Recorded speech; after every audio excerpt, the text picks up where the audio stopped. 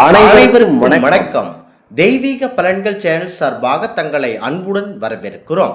இன்று நம் காணொளியில் காண விரும்புவது சக்தி வழிபாட்டிற்கு உகந்த ஆடி மாதம் சிறப்புகளை பற்றி இந்த காணொளியில் பார்க்கலாம்.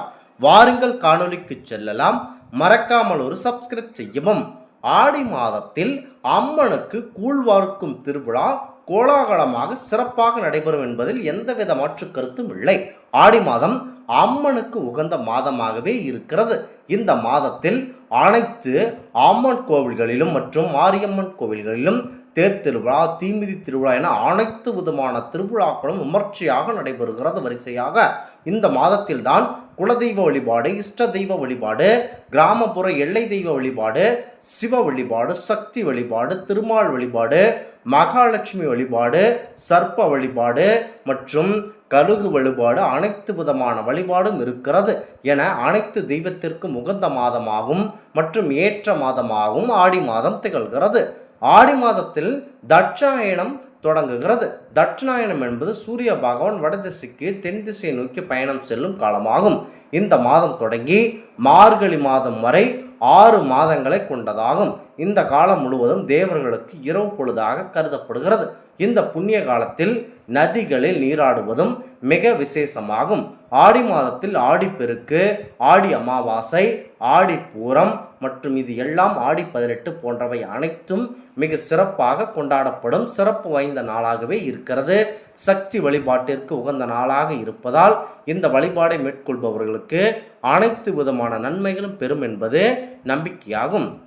முக்கியமாக பரம்பொருள் சிவபெருமானை விட சக்தி தேவியை அதிக சக்தி பெறும் இந்த மாதத்தில் பரம்பொருள் மாரியம்மனையும் மற்றும் கிராமப்புற தெய்வங்களையும் அனைத்தையும் வழிபாடு நடத்துங்கள். முக்கியமாக அனைத்து விதமான பிரச்சனைகளையும் போக்கிக் கொள்ள பரம்பொருள் சக்தி தேவியை வணங்கி உங்களுடைய குடும்ப பிரச்சனை எதுவாக இருந்தாலும் கண்டிப்பாக அவர் நிறைவேற்றுவார் என்பதை மனதில் வைத்துக்கொண்டு இந்த வழிபாட்டை மேற்கொள்ளுங்கள்.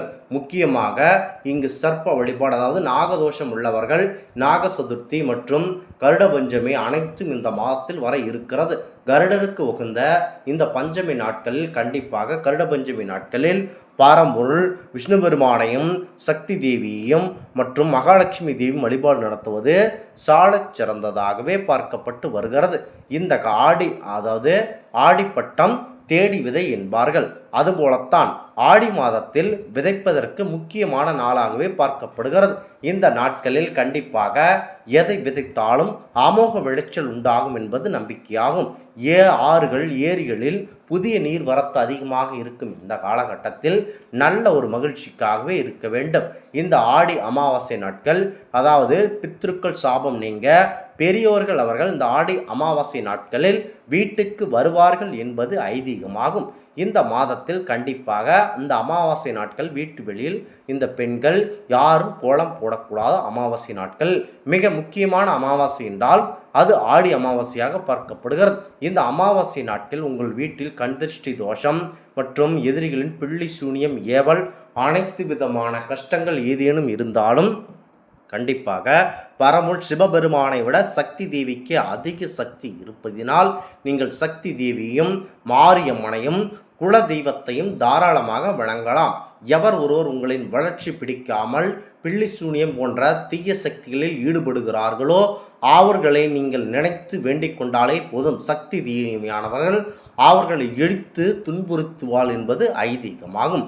முக்கியமாக கிராமப்புறங்களில் குலதெய்வ வழிபாடு மிக சிறப்பாக இந்த மாதத்தில் நடைபெறுகிறது. குலதெய்வம்தான், அதாவது குலதெய்வமும் மகாசக்தி தேவியும் தொடர்புடையவர்கள் ஆவார்கள்.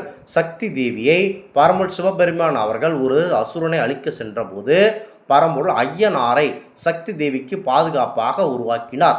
அங்கிருந்து தோன்றியதுதான் இந்த குலதெய்வ வழிபாடு. இந்த தெய்வ வழிபாட்டை மனதார நினைத்து கொண்டு குலதெய்வத்திற்கு ஏதேனும் கோபம் இருந்தால் பரம்பொருள் சக்தி தேவியை மனதில் நினைத்து கொண்டு வழிபாடு நடத்துங்கள். கண்டிப்பாக குலதெய்வ வழிபாட்டை தாராளமாக செய்யலாம். எல்லை தெய்வ வழிபாடு மற்றும் காவல் தெய்வ வழிபாட்டை எதனால் ஏற்கொள்ளும் என்றால், அதாவது காடுகள், விவசாயம் மற்றும் கிணறுகள், நீர்வரத்து ஆகியவற்றை பாதுகாக்க இந்த காவல் தெய்வம் முக்கியமாக துணை புரிகிறது. காவல் தெய்வ வழிபாட்டிற்கு உகந்த மாதமாக இருக்கும் இந்த ஆடி மாதத்தில் தெய்வீக தன்மை நிறைந்த மாதமாகவும் இருக்கிறது. இந்த மாதத்தில் அனைத்து விதமான கஷ்டங்களையும் தீர்த்து கொள்ள மிக ஒரு நல்ல வாய்ப்பாகவே இருக்கிறது. இந்த மாதத்தில் சக்தி தேவியும், பாரம்பரிய சிவபெருமானையும், விஷ்ணு பெருமானையும் மற்றும் ஐயனாரையும் மற்றும் காவல் தெய்வம், எல்லை தெய்வம் அனைத்து தெய்வங்களையும் ஒரே மாதத்தில் வழங்கக்கூடிய புண்ணிய மாதமாகவே திகழ்கிறது இந்த ஆடி மாதம். வாய்ப்பு கிடைத்தால் இந்த ஆடி மாதத்தில் நீங்கள் எந்த கஷ்டத்தில் பாதிக்கப்படுகிறீர்களோ முறையாக சக்தி தேவியையும், விஷ்ணு பெருமான், சிவபெருமான் அனைவரையும் கண்டிப்பாக வணங்கி வாருங்கள். இந்த மாதத்தை பயன்படுத்தி கொள்ளுங்கள். ஆன்மீக காரியங்கள், தாந்திரிகம் சம்பந்தமான வேலைகளுக்கு ஏற்ற மாதமாகவே இந்த ஆடி மாதம் இருப்பதனால் கண்டிப்பாக ஆன்மீக முறைகளுக்கு நன்கு பயன்படுத்தி கொள்ளும் மாதமாக ஆடி மாதம் திகழ்கிறது. இந்த ஆன்மீக தகவல் உங்களுக்கு பிடித்து இருந்தால் தெய்வீக பலன்கள் சேனலை கண்டிப்பாக சப்ஸ்கிரைப் செய்து கொள்ளவும். மீண்டும் ஒரு நல்லதொரு காணொளியில் உங்களை சந்திக்கிறோம். நன்றி, வணக்கம்.